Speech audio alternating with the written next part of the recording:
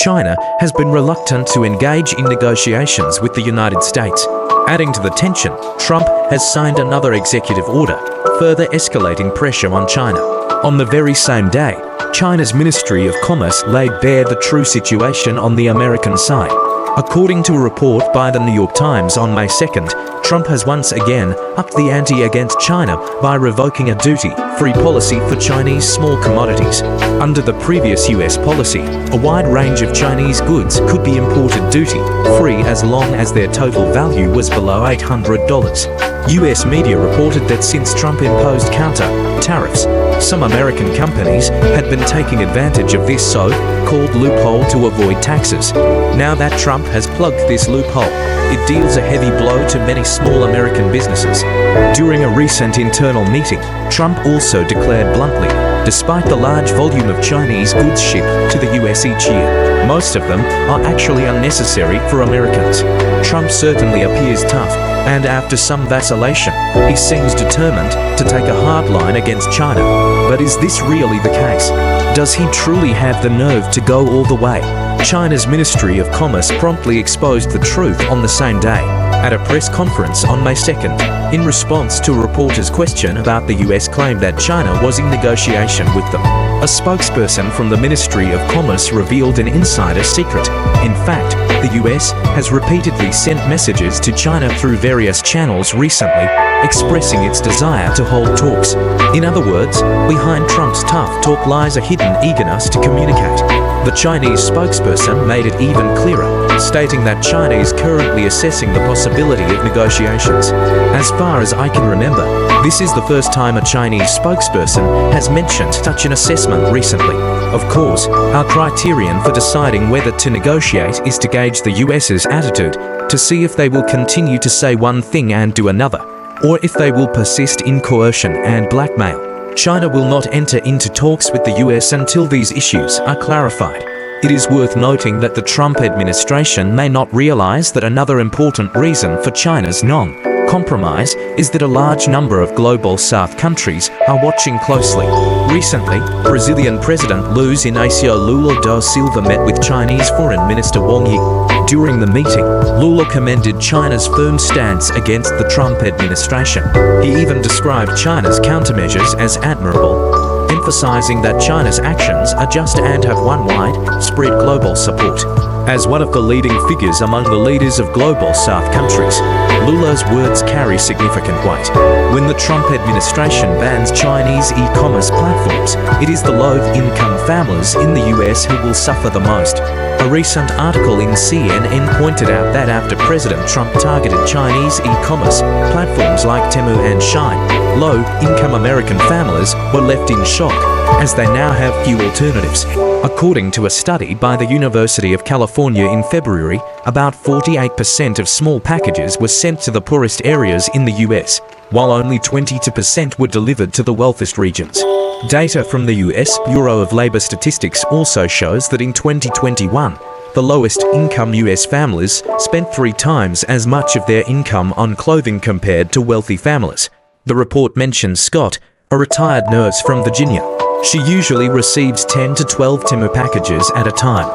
The 64-year-old buys almost everything imaginable from the platform, regularly purchasing handicraft supplies like yarn and beads, as well as home furnishings ranging from carpets to household items. Even now, there are still 4 shirts in her shopping cart. For Scott, shopping on the site is a no-brainer. All the products here are imported from overseas, so you can cut out the middlemen like Walmart and Amazon, she said. Scott is not alone. Americans have shown a strong enthusiasm for shopping on Temu and Shein. Data indicates that in recent years, the number of packages entering the US under the small value exemption has increased rapidly. The number of parcels has skyrocketed from approximately 140 million a decade ago to over 1 billion last year. A previous report from the US Congress revealed that the export value of small Chinese parcels is expected to surge from $5.3 billion in 2018 to $66 billion in 2023. Dating back to the 1930s, the US Congress introduced the small parcel exemption to ease the process for American tourists bringing back souvenirs from abroad. In 2016, Congress raised the duty-free threshold from $200 to $800. However, after Trump took office in January this year, his initiation of trade wars worldwide has severely affected Americans who rely on relatively inexpensive Chinese products.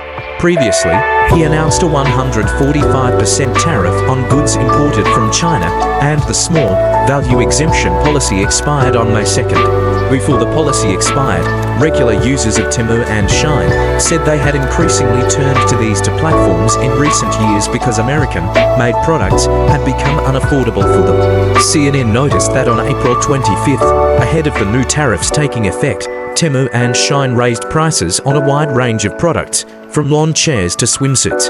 This means that even the inexpensive items on these platforms are now out of reach for many American consumers. Scott told CNN, "I can't afford products on Temu now. I can't afford anything in this country." Living alone and frugally, Scott hasn't had fast food for a year due to the high cost. He's still driving a 2005 model car. To save electricity, he keeps his air conditioner set at around 27 degrees Celsius. He pointed out that a cabinet he bought on Temu for $56 before the price increase now costs over $80. "This is unsustainable," he said. A user on an American community forum wrote, "In just 2 days, the number of items in my Temu shopping cart dropped from over 300 to just 2. And unless my order totals at least $30, I have to pay extra fees. The products on Temu are disappearing. What I've seen these days has completely convinced me." The user added, "Local sellers stocked up on some items in advance, but all the products I'm interested in are out of stock." Dampier, a 57-year-old consumer rights writer, said, "For the past 2 weeks, I've spent about 8 hours a day on Chinese e-commerce platforms, buying everything from paper products and kitchen utensils to portable heaters, bed sheets, and blankets. I'm stockpiling supplies for the next 2 years because I feel the economy is about to take a nosedive and we'll face a shortage of goods comparable to the pandemic era." A long-time Amazon customer living in Rochester, New York, Dampier said that since the pandemic, Amazon has become more expensive and its customer service has deteriorated. After his first purchase on Temu in 2023, he started shopping on AliExpress, Shein, and even Taobao. Recently, Amazon was reported to be considering displaying tariff prices next to products, which enraged the White House, with officials accusing Amazon of being hostile and engaging in political behavior. On April 29th, Trump told reporters that he had spoken on the phone with Amazon founder Jeff Bezos. Amazon quickly responded, stating that its main shopping website had no such plans and would not do so. CNN noted that due to their rapid growth in the US and globally in recent years, Chinese e-commerce apps like Temu and Shein have become targets of some Western countries. They've been wrongly accused of issues such as environmental pollution, lack of labor protection, and promoting consumerist culture. In response, Scott criticized, "Buying American-made products isn't a good option. Prices at American supermarkets like Walmart are exorbitant." Dampier pointed out, people also over-shop at other American supermarkets. Blaming just Temu and Shein for this because prices are a bit lower is unfair. Dampier also expressed skepticism about whether Trump's tariff policies could support American manufacturing. Right now, consumers are the ones bearing the costs. "In my opinion, the whole idea of tariffs is foolish. The Trump administration's attempt to bully everyone is wrong, and so are these tariff policies," he said. CNN reported that while die-hard Trump supporters claim they'll weather the economic storm, an increasing number of Americans hold the opposite view.